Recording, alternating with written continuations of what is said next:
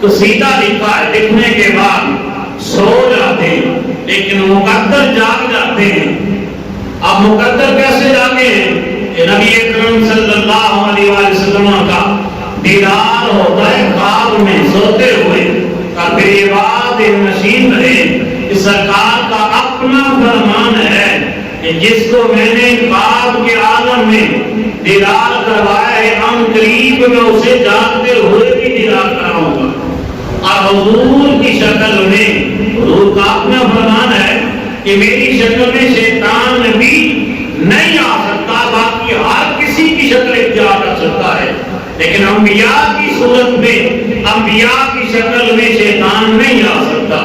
تو اب کوئی بھی بزرگ ہو، ولی ہو، صحابی ہو، اس کی صورت اختیار کر کے کسی کے خواب میں آ سکتا ہے،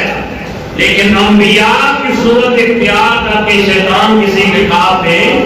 نہیں آ سکتا۔ اب امام بصیری اپنا واقعہ خود بیان کرتے ہیں، فرمایا کہ حضور دو عالم صلی اللہ علیہ وسلم کا دیدار مجھے نصیب ہوتا ہے اور پھر میں سویا ہی ہوا ہوں۔ حضور نے فرمایا کہ بصیری جو قصیدہ لکھا ہے وہ سناؤ، تو میں نے سنانا شروع کیا، مولا یسلم سلم دائما ابدا علی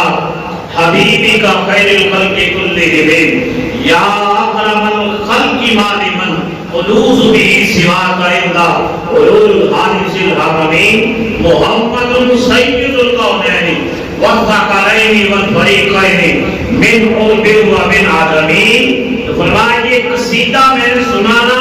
شروع کیا، حضور کو قصیدہ سنایا۔ اب حضور نے کیا کیا، میرا جو فالج والا حصہ تھا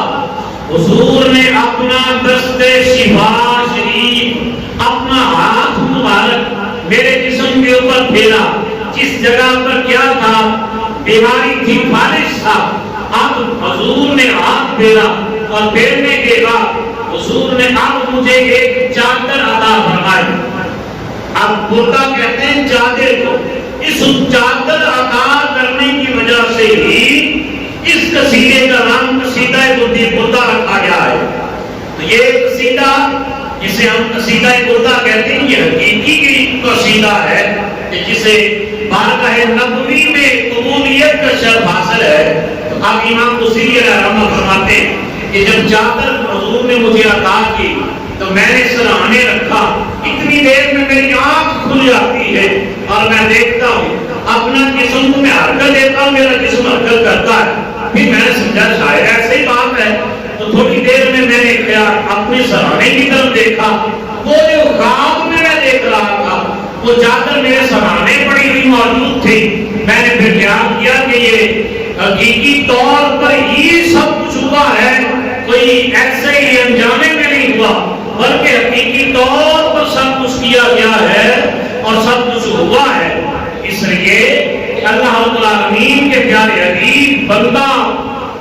پکارنے والا تو ہو یقین کے ساتھ، تو حضور دو عالم صلی اللہ علیہ وسلم میلوں کے فاصلے پر بھی بندہ مومن کی فریاد بھی سنتے ہیں اور اس کی فریاد رسی بھی کرتے ہیں۔ اب امام بصیری مدینے میں نہیں بیٹھے، نہ مکے میں بیٹھے ہوئے ہیں، اب حضور دو عالم صلی اللہ علیہ وآلہ وسلم سے انہوں نے التجا کی، حضور نے ان کی التجا سنی۔ میرے سائل گرامی سید محمد اقبال شاہ صاحب